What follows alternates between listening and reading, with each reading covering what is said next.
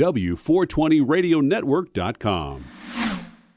Time now for the lowdown on another high time experience. Here's 420 lifestyle correspondent Rich Walkoff.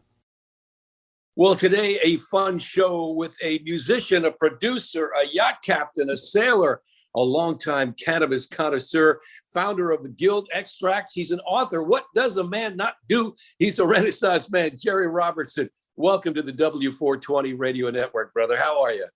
Hey, very good. Thank you very much. Thanks for having me. Absolutely. Well, your tales are legendary going back to the day you were involved with Carlos Santana and Journey and the cannabis connection. So tie us all in, because we all know that cannabis is a creative spark, and music and good weed go together great. Yes, they do. Well, tell us the origins of how you got together with Journey. Was that first, or it was Santana first? And tell us. Yeah, the Santana band, I started working for Santana when I was about, 18, 19 years old. And we'd go on the road and set up all the equipment for them. We turned that into a company called Primo Productions. And then we went worldwide with Santana for, about 5-6 years. And then we turned that whole program into the Journey band. Wow. So now, was your role what was your role actually? I was like an entrepreneur. I already made a bunch of money myself, so I had some money to spend on equipment, and I bought a house for all the rock and rollers. We were from Lafayette, so I brought the band over, the Frumious Bandersnatch band from Lafayette, some of the Steve Miller guys, to Forest Knolls out here in Marin County. Awesome. And, that's California. That's Northern California for the uninitiated, or out of town. Yeah. That's so right.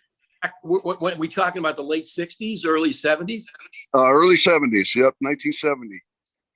Well, I remember meeting Carlos Santana and telling him about my experience at the Bay Area Music Awards, the BAMIs, when I thought his band was transcendent. And he said, it's always great when the music plays the band. Absolutely. And I love that. Yeah. What an amazing guy, amazing musician, just an incredible personality and a friend, so, we have a long history. Sure. And tell me how the weed world infused some of the creative spark for the musicians that you work with and around. Right.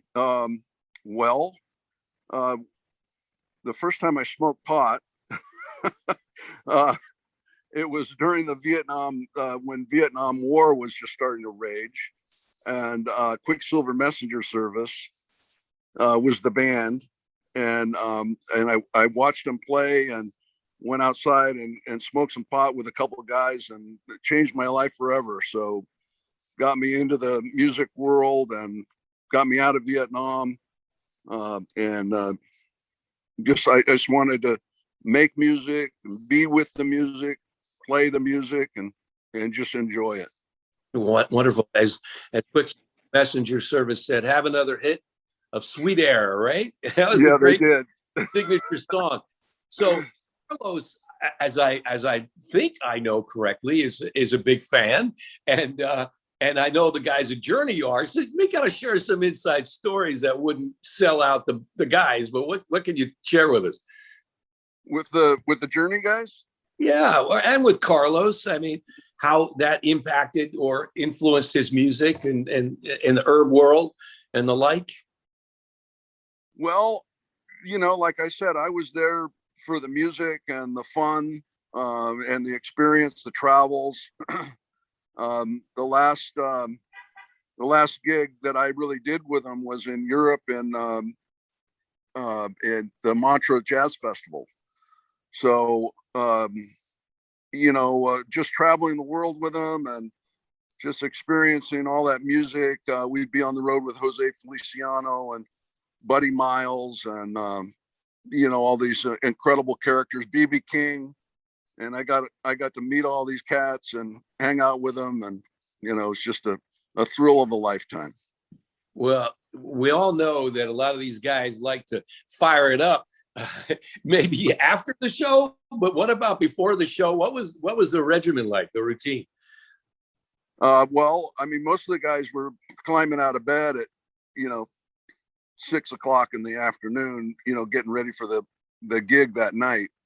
So, everybody was getting excited, and, some of them drank, some of them took acid, some of them smoked a little pot, some of them did some other stuff. And, it was just always, a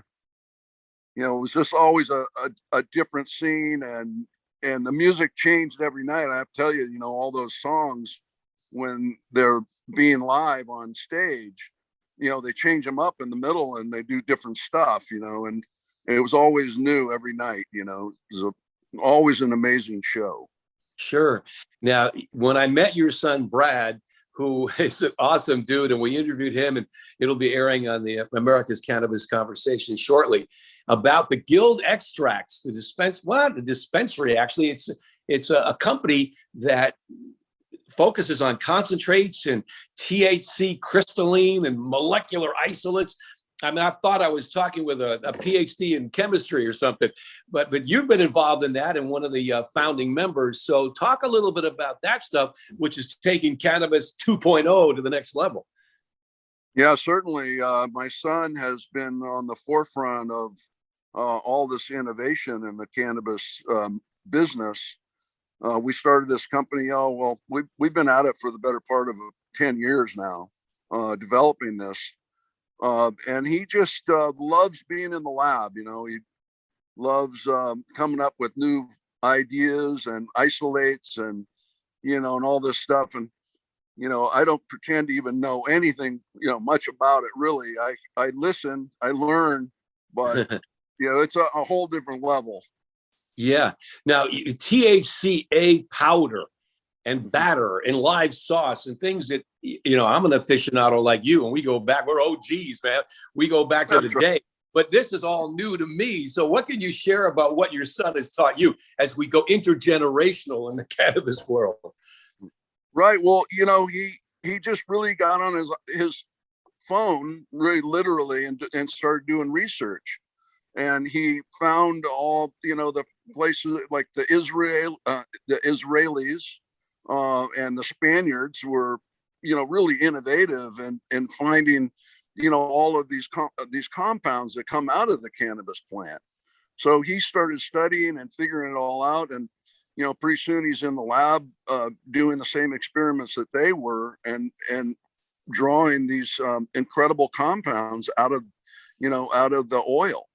So that's really where it started. And he just accelerated.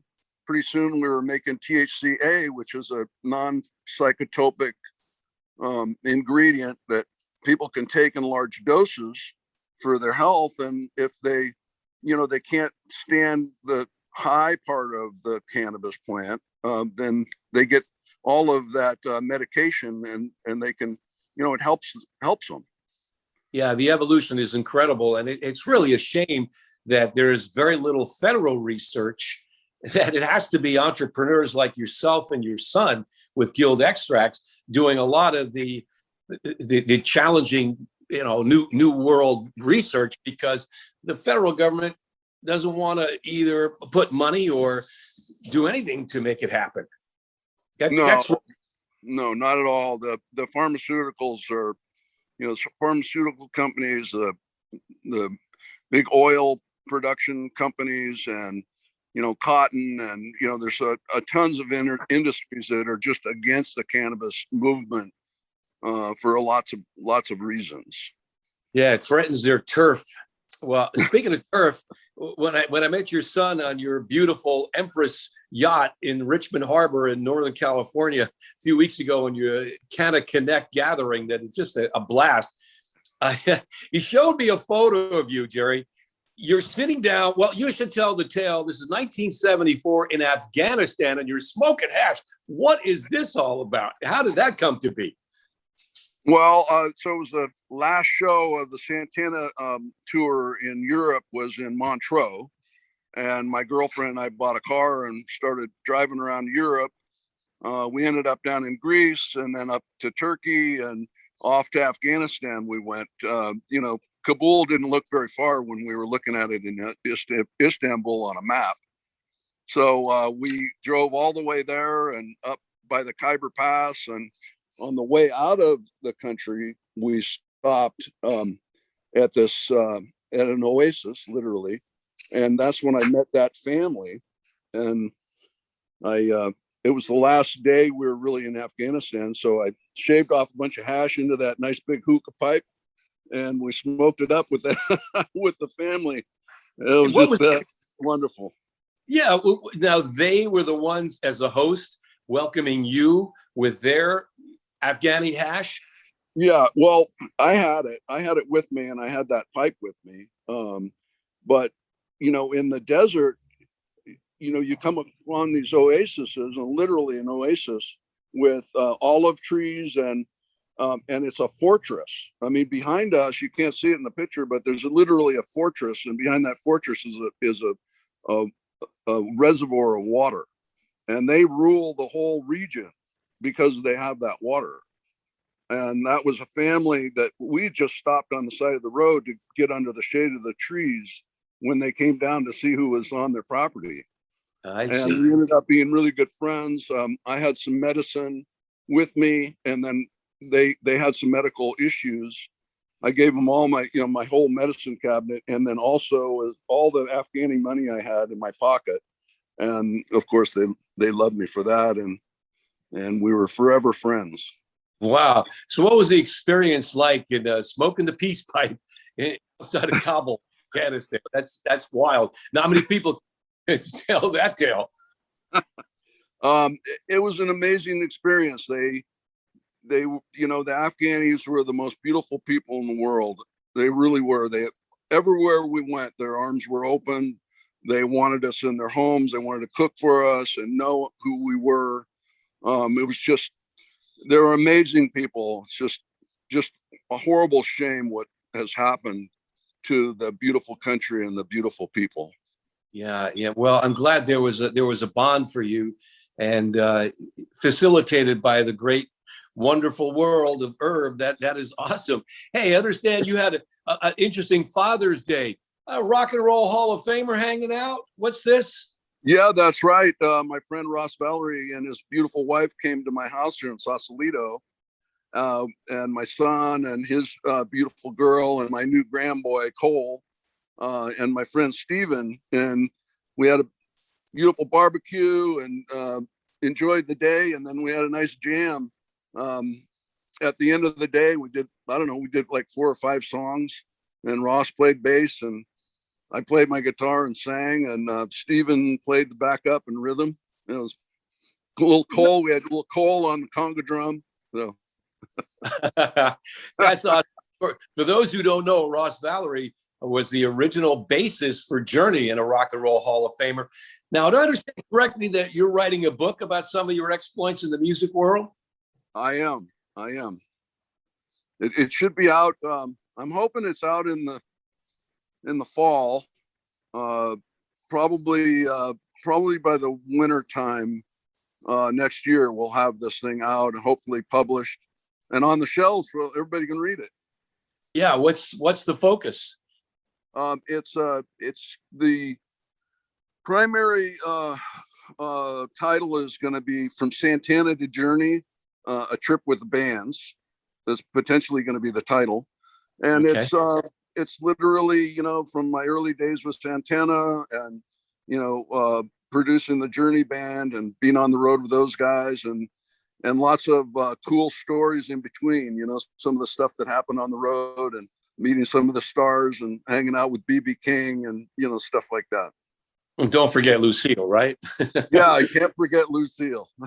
Hey, you got to give us a little snippet. You got to give us a little sneak peek. Give me a cool Carlos Santana story that will be part of your book so we can, whet our appetite a little bit. Okay. Well, there was a little incident in Puerto Rico when the stage was stormed by the crowd, got past the barriers, and they were all climbing underneath the stage and forcing the stage to almost collapse. And we all had to gather all our stuff up and run for the cars and limos that were waiting for us. So that's one story. Grabbing Carlos by the back of the shirt and kind of dragging him along with me to jump in while the crowds were like really literally storming the stage. Wow. So that's one little thing. Yeah. How about a journey tale? Give us a journey. Okay, let's see, a journey story. Well, I'll tell you what, when we first made that band, when we first had the band together, so that was Neil Sean, Greg Raleigh, Ross, Valerie, and George Tickner. And the first time we recorded, the drummer was late. That was Ainsley Dunbar hadn't shown up yet. And so I sat in on the traps and played drums for the tune up for the recording, the first recording we ever did with the Journey band. Oh my goodness. Look at you jumping in when needed you. Awesome. Hey, Jerry, that's right. It was super. Give him the hook. Well, did he supplant you? Did he regain his throne? What happened? Yeah, well, I tuned it all up for him. I had it all tuned for him when Ainsley came in the room and sat down. Well, good. Jerry Robertson, you're a cool dude. Thanks for sharing some fun stories. Look forward to reading your book. You have a title yet? Yeah, I think we're going to call it From Santana to Journey, A Trip with the Bands. Okay, yeah. Or something like that. Okay, that works. If you have any suggestions, suggestions, let me know. Well, rock on, man. That's awesome. And continue success on the seas and on land and the Guild Extracts and the yacht, the Empress. Hopefully we can get back on the Canada Connect ship once more. Yeah, no doubt. You're always invited, Rich. I really appreciate you having me on your show today. Well, it's a blast. You're a good dude. This is the W420 Radio Network. If you want to hear this again or excerpts, you go to w420radionetwork.com/archive. I'm Rich Walkoff. Thank you, Jerry Robertson, and we'll be right back. Hello, this is Dan Perkins, and I've got a question for you. If you knew what your customers wanted, would you be more successful? Of course you would, but how can you obtain this valuable information for your success? If you use the Engage portion of the Equio software from New Frontier Data, you won't need to guess what customers want to buy. Guessing can be very challenging and expensive, and more often than not, non-productive. If you want to find out what customers want, then go to newfrontierdata.com and click on the Equio button, and don't forget to ask about the special offer. This is Dan Perkins. W420radionetwork.com